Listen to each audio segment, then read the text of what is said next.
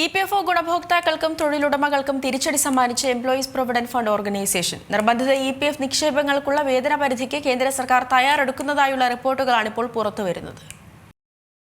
EPFO ഗുണഭോക്താക്കൾക്കും തൊഴിലുടമകൾക്കും തിരിച്ചടി സമ്മാനിക്കുകയാണ് employees provident fund organisation. നിർബന്ധിത EPF നിക്ഷേപങ്ങൾക്കുള്ള വേതന പരിധി 15,000 രൂപയിൽ നിന്ന് 25,000 രൂപയായി ഉയർത്താൻ കേന്ദ്ര സർക്കാർ തയ്യാറെടുക്കുകയാണ്. അതുമായി ബന്ധപ്പെട്ടുള്ള റിപ്പോർട്ടുകളാണ് പുറത്തുവരുന്നത്. എംപ്ലോയീസ് പ്രൊവിഡന്റ് ഫണ്ട് ഓർഗനൈസേഷന്റെ സെൻട്രൽ ബോർഡ് ഓഫ് ട്രസ്റ്റീസിന്റെ അംഗീകാരം ലഭിച്ചു കഴിഞ്ഞാൽ ഏപ്രിൽ 1 മുതൽ പുതുക്കിയ ശമ്പള പരിധി പ്രാബല്യത്തിൽ വരും. ശമ്പള പരിധി 25,000 ആക്കി ഉയർത്തുന്നത് വലിയൊരു വിഭാഗം തൊഴിലാളികളെയും നിർബന്ധിത EPFOയ്ക്ക് കീഴിൽ കൊണ്ടുവരും. ഇതോടെ മാസാവസാനം ശമ്പളമായി കയ്യിലേക്ക് ലഭിക്കുന്ന തുകയിലും വലിയ ഇടിവ് സംഭവിക്കും. PF-ലേക്കുള്ള പ്രതിമാസ കിഴിവുകൾ വർദ്ധിക്കുന്നതാണ് ഇതിന് കാരണം.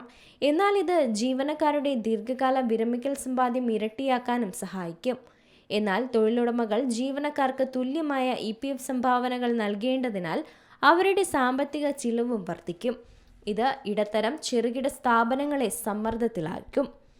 നിർദ്ദേശം നടപ്പിലാക്കുകയാണെങ്കിൽ പ്രൊവിഡന്റ് ഫണ്ട് സമാഹരണം, എംപ്ലോയീസ് പെൻഷൻ സ്കീം പ്രകാരമുള്ള സംഭാവനകൾ, എംപ്ലോയീസ് ഡെപ്പോസിറ്റ് ലിങ്ക്ഡ് ഇൻഷുറൻസ് സ്കീമിന് കീഴിലുള്ള ഇൻഷുറൻസ് പരിരക്ഷ എന്നിവയുൾപ്പെടെ എല്ലാ EPFO ആനുകൂല്യങ്ങളും പുതുക്കിയ വേതന പരിധിക്ക് കീഴിൽ വരും.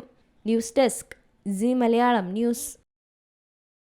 ഏറ്റവും പുതിയ വാർത്തകളും വിശേഷങ്ങളും വിരൽ തുമ്പിലറിയാൻ സി മലയാളം ന്യൂസ് എല്ലാ ഡിജിറ്റൽ പ്ലാറ്റ്ഫോമുകളിലും ലഭ്യം.